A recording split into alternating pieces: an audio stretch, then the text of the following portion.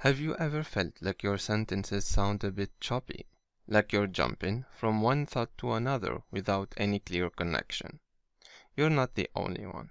A lot of people struggle with this. But here's the good news. There's an easy fix. Linkers. In this video, I'm going to show you 2 contrast linkers that will help your ideas flow more naturally. Let's dive in.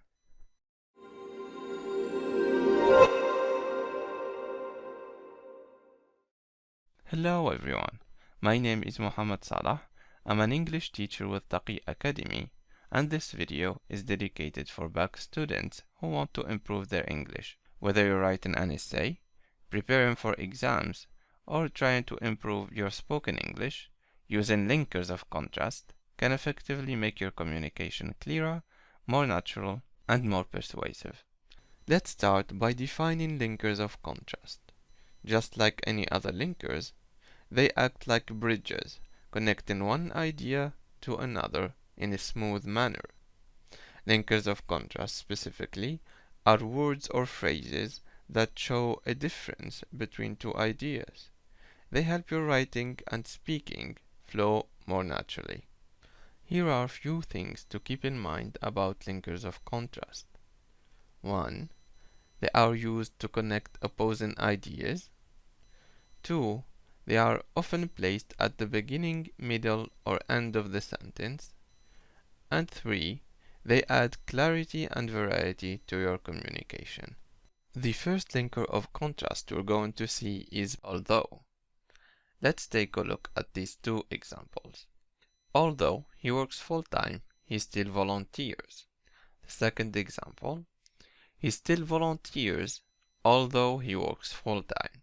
The word although shows contrast, similar to but often adds a sense of exception. Here, there is a general rule. If you work full-time, you don't have time to volunteer. But when we use although, gives a sense of exception to that rule.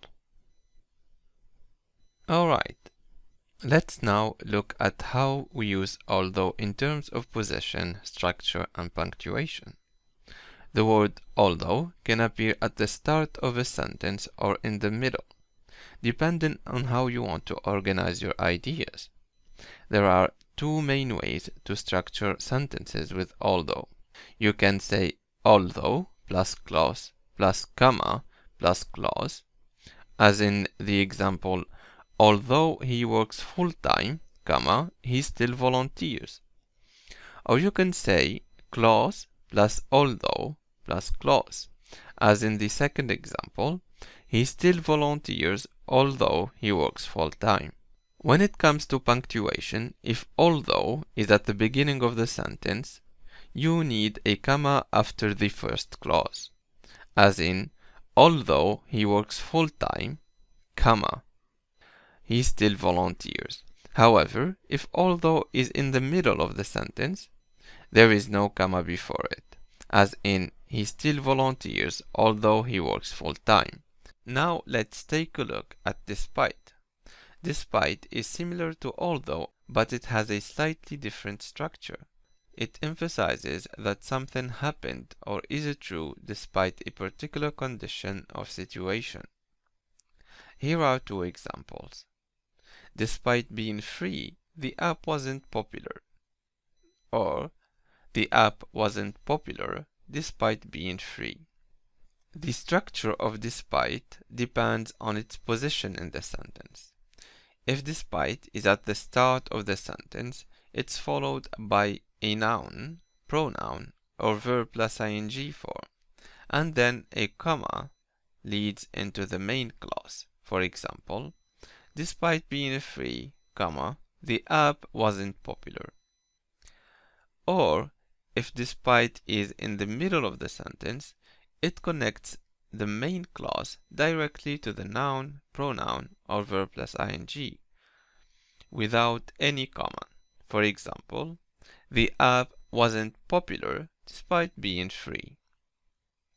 As for the punctuation, if despite starts the sentence, you need a comma after the first part. However, if despite is in the middle of the sentence, there is no need for a comma before it, as in the app wasn't popular despite being free. That's it for this video. I hope it was useful, and I will see you next time.